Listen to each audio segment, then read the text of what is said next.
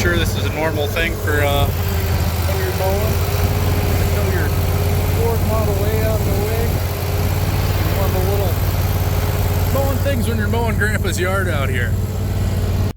One of Grandpa's good old tractors there. Still runs like a charm and everything too. Good old Farmall Super C. It's a neat little tractor. I always enjoy coming up here and seeing it and getting to run it a little bit too. And the good old Ford Model A as well out there too. We'll see if we can fire this thing up.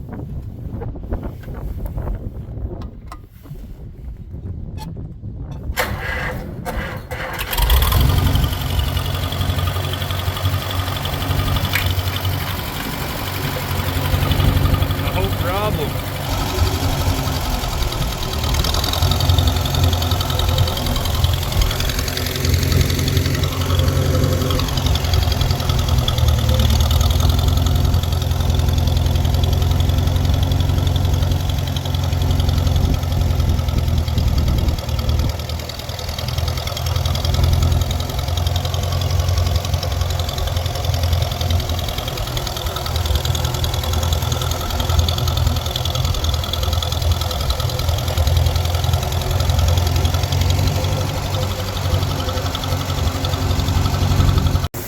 Little update here.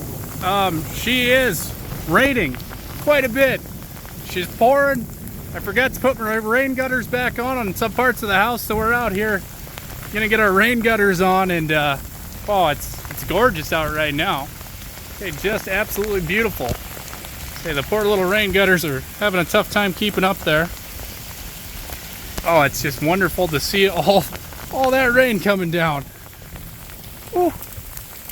Storm is kind of starting to end. You can see we're right here on the edge of it. Just gorgeous. And it dumped pretty good. I say it's still coming down pretty good actually, but you can see the whole yard is just water. Man, it's awesome to see. Well, we still got a couple puddles out in the yard from last night's big rainstorm. Kind of wet outside.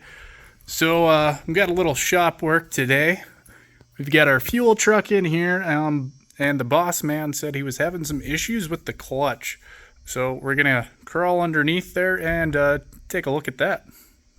So I should have checked this first, but we didn't actually have to take the cover off the bottom because our problem was in the free play up here. So at first we didn't have any free play. Like, it tried to engage the clutch without hardly moving it.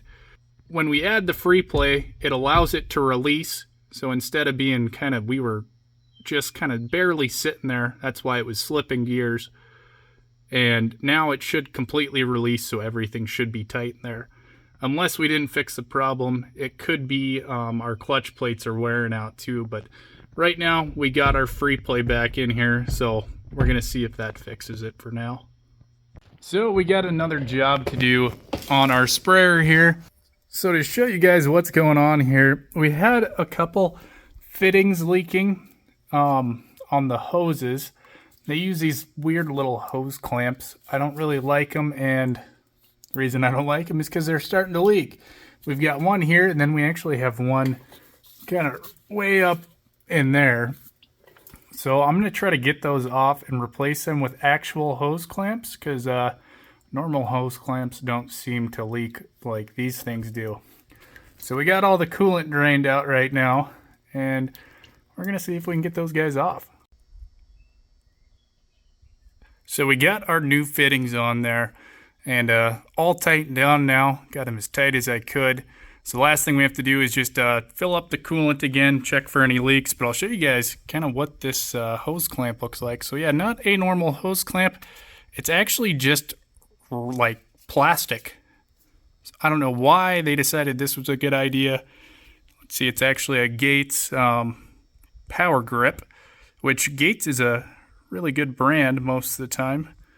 So I don't know why they decided to make something like this. Figured it'd probably work, but it did work for quite a few years, but over time it just started leaking. So, and it's not super fun to get off there. You can see I had to very, very carefully cut it off without cutting the hose. So yeah, I would Would not advise using these things if you don't have to.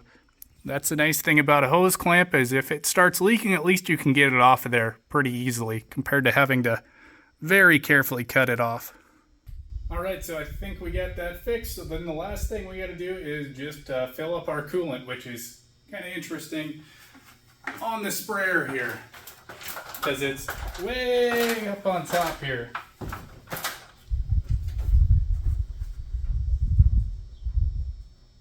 Just kind of very carefully try not to spill any of it. This is the stuff we actually drained out a little bit earlier.